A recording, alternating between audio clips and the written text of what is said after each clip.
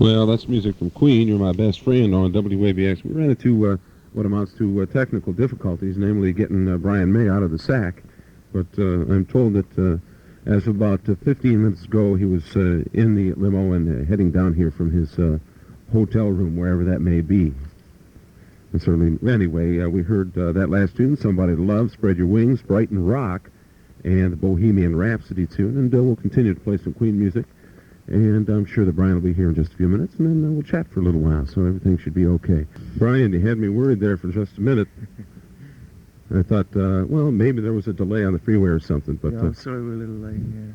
I'm glad that you were able to make it, and welcome to WABX and to Detroit. You. It's a pleasure. Thank you for having me. It's obviously been an exciting series of concerts. People have been calling up all day and saying, hey, Queen last night, and it was great, and it was wonderful. Well, we enjoyed it. It's good. That's good to hear.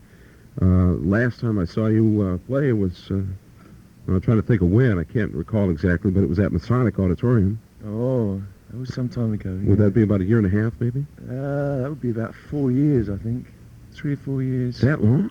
I think so, something like that, yeah. Because we've done Cobo Hall for about 3 years running, I think. The last couple of times. It's getting to look very familiar. It's a good hall, actually, I like it. Yeah, for something that size, it's not bad for music. It's great, yeah. Nobody's that far away, really. I mean, it holds a fair number of people, but it's not too long. It's pretty, it has a certain amount of intimacy, which is good. Has the show changed yes, to quite an a extent? bit. Yeah, we have a lot of new songs and completely different restyled rig and everything. Yeah, it's a lot of different things. We're still changing, actually. We're only about 5 gigs into the tour, so we're still putting things in and out and seeing how they work. And did you see your article in today's Detroit Free Press? I didn't, no. I made some notes on it to ask you some questions by, but it's a couple of big pictures on the front page of the entertainment section, or the weekend section. I'll have to have a look at that in a minute. And yeah, for sure, for sure. I remember when I did see you play at Masonic that you had this incredible opening excitement, and Freddie was standing with his back to the crowd, dressed in white, and he had the cape on and so on, and I remember saying to myself, my God, what can they possibly do to top this? And of course it kept building from there. Yeah, we're very much into beginnings and ends. I think they're very important. The very first glimpse you get and the last glimpse you get. The impressions. And once you get those together in the, I mean, it's a question of building a stage act, which you do. You sit down and you think, what are we going to do to get the stuff across the best way we can? And once you get the beginning and the end, the middle sort of tends to fall into place without too much trouble. Yeah, so we've done some fairly epic beginnings. Yeah, that one was it's quite a lot of fun. exciting. I mean, we get off on it as well, obviously. Yeah, again, it was, so I just sat there stunned almost, and but the show did continue to build from there. The new beginning is very interesting also, because we have, I think I'm right in saying, the biggest lighting rig that's ever been taken on the road. The biggest lighting, you said? Yeah, rig? and well, that contributes to what happens at the beginning. Sounds the whole exciting. thing turns around, and it's a lot of fun. There's a tune that of yours, or of Queen's, that was in the movie FM that's become Yes. something of an anthem that all the bands in town are learning how to play, and people are dancing to. Very and, easy to play, actually. Yeah. Everybody plays it better than we do. Let's hear this one, and maybe We Are the Champions, and then we can talk for a little bit longer, okay? You're Brian May. pretty loud in here. What's About that? as loud as at the concert in here. It's Your pretty monitoring loud? is great, yeah, you can... Ah, far out. Glad you can hear it. Okay, here's some Queen. We'll talk to Brian May once again very shortly. Music from Queen on WABX. We'll chat with Brian May after we do just a little bit of business. We're back on the air with Brian May of Queen. Brian, again, welcome. Thanks, Jerry. I don't know quite how to say this, but after the last time I saw your band perform, the name Queen is obviously very regal, very, it's a royal name, and it's impressive. I don't know what I'm trying to say. It's a serious name, okay? And I thought of the band as being quite a serious It's just a band. name. Well, yeah. I mean, any name is just a name to hang yourself on, isn't it, really? But go on. Well, of course it is, but every name means something to the people that assume that name, like Kind the of, Rolling yeah. Stones or... Yeah, but it grows with the band, I would say, because I always think of things like The Who. I mean, because The Who isn't really that good a name, but it grows in stature as the band grows, and The Who now means something very good because the band was very good. Rather than, it means something now, rather than a weird name for a band, as it did I mean, many years Beatles ago. is a pretty nasty, gimmicky name. They just happen to be the best group that ever came along, you know, so Beatles sounds very good now. Anyway, go on, yeah? Well, I just started relating to the band as being very regal and more or less a serious group. And then, of course, this new record comes out with what we have now is the sleeve for the 45. And well, we with do that have a Bottom sense of Girls. humour, yeah. Well, that's the point I was getting at. Yeah. That, that's quite evident, I think. You know, from we're still serious about what we do. You know? I say very serious about the music. Doesn't mean that everything has to be taken 100% seriously. You know? Well, I guess what I'm saying is that I probably was doing that, taking it very seriously, Yeah. and then I saw this, or I heard the tune, and I thought, what a welcome relief for sure. Yeah, it's really for us too. There's a lot of humour on the album actually, and there's a lot of music as well, which we're very happy with it.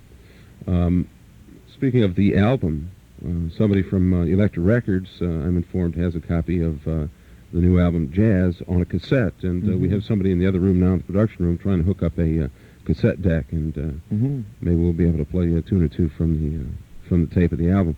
In the meantime, though, one of the things that impresses me about Queen is the fact that your music is so extreme in its construction, from very soft to very metallic, and from the beautiful harmonies to the heavy leads. And yes, it covers a very wide range of stuff. That's something which just happened naturally. It's because we have a large variety of input to the group. All the four of us write, and we all have very different ideas of what the song should be. So we basically just follow our instincts. And we have, I'm very happy to say, an audience who tends to understand everything that we do, and they don't compel us to stay in any particular direction. So we feel that anything that comes up we can follow to its logical conclusion. So we can go to the lushest of ballads or to the most extreme of the heavy side of it, you know. So we enjoy it. We enjoy doing every kind of music and experimenting a little, because you have to take a few chances. If you stop taking chances, you're dead. Some people just walked in. Ted, does the sign language you gave me just now indicate that we can play some of this tape? Do you know how to bring it up on the board? Well, it's on this one. I'm going to take the opportunity right now to play probably the tune by Queen that I like the best. It's one of the mellower ones. Not that I don't like the hard ones too, but this is Queen and a tune called 39. I just love that song. What's the inspiration behind that, Brian? Isn't that one of your compositions? Yes, it was it's a kind of science fiction song. It's the only one I ever attempted. It was about a guy going away for what seemed like a year to him, but was in fact 100 years. So he was coming back to his descendants instead of his wife, etc. What is the... As I remember, it was some time ago, yeah. What is the musical... Is that... I have a... Scotland or something? I don't know. I think the style was kind of a development of the thing which we called skiffle in England, which is Lonnie Donegan, and it was a craze at one time when I was young, when everybody picked up acoustic guitars and washboards and stuff, and T-chest basses. Was that the kind of style that it came from? Maybe a variation on the old American folk jug band concept or anything? So yeah, something related to that. It definitely filtered in from America somewhere and got changed on the way, as most things do. Real good feeling behind that tune anyway. I think the thing I like about it the most is that it's really a happy, positive. I mean, it's got a smile behind it. Very nice. You said while it was playing too that you do that one in concert also. Yes, we still do that one. Yeah, we still murder it in concert. You have no hang-ups about playing the familiar Queen material, do you? You don't think, well, you're not tired of playing Bohemian Rhapsody? No, we're not tired. You have to strike a balance, obviously, because people want to hear the new stuff, but at the same time they want to hear a certain amount of the old stuff. So we still do a complete spectrum of all the albums. I think the only album which isn't represented at the moment is Queen 2, but that's... that changes from show to show as well. Sometimes we do White Queen and stuff. Brian, I want to get into this new album. It's really nice of you to let us do this. Well, I can't stop you.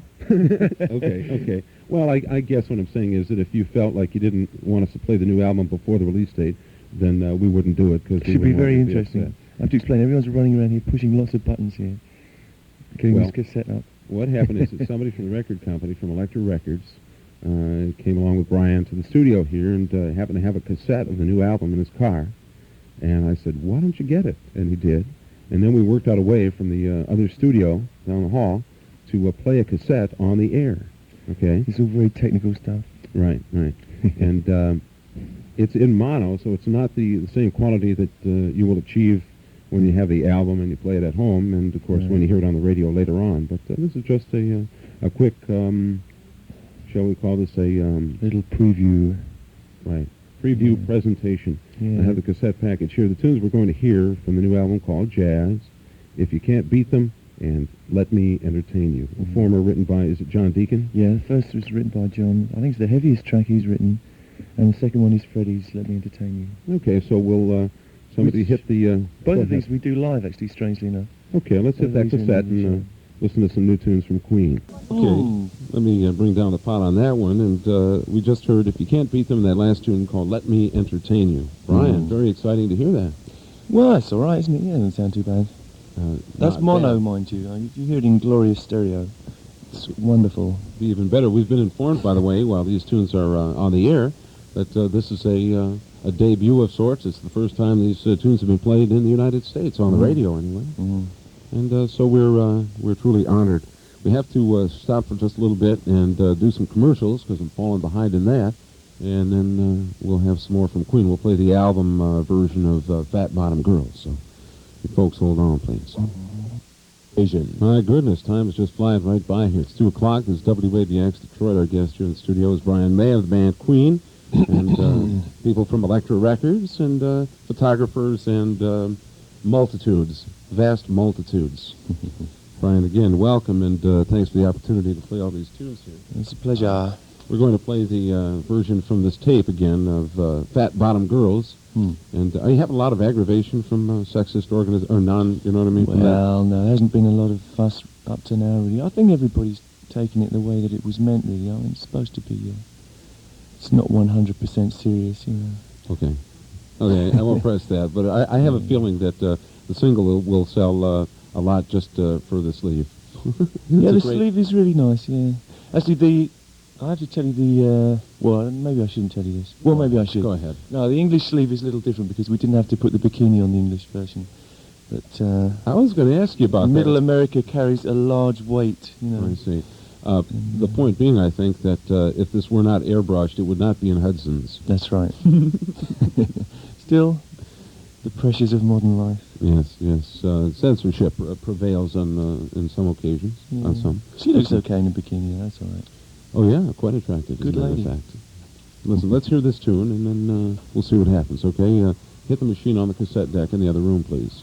Okay, here I am not paying attention. That's the end of the tune, the album version of Fat Bottom Girls. This is madness. Listen, we also had Kim come in here and push another couple of buttons, and we're going to work it out now, I think. That Brian, if you pick up 298-6060. I'm going to press this button here. Yeah. Hello? Hi. This is Paula. Hello, Paula. How are you? Fine. How are you? Pretty good. I seen your show last night. You were fantastic. Thank you. So, are you going to be in England playing? I'm going to be in there in December and January. Well, we're going to be back for a few days, that's all, because we're going to tour Europe after we finish here. So I don't get to go home very much these days. Oh.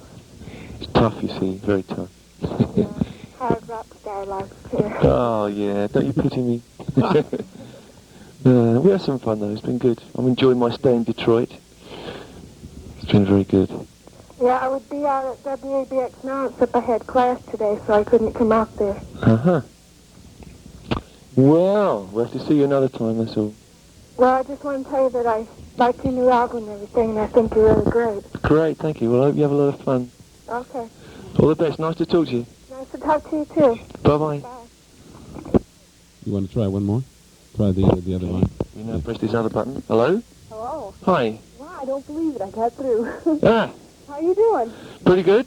I saw your show Thank you. last night. It was great. Good. Come again tonight. I will. I'm going to. I'm sitting in the same spot. Good bit of PR Could you there. do me a favor, though? Yeah? Could you come towards more closer to the end of the stage? 'Cause I was trying to get pictures last night, and I couldn't. I kept walking away. Oh, that's terrible. Well, I have to get where I can hear what's happening, you see. It's a big problem. Mm-hmm.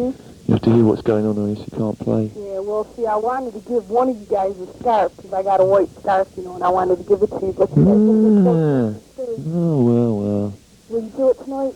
Well, I'll do my best, you know. Okay, thanks a lot. Nice to talk to you. Okay, bye-bye. Bye-bye.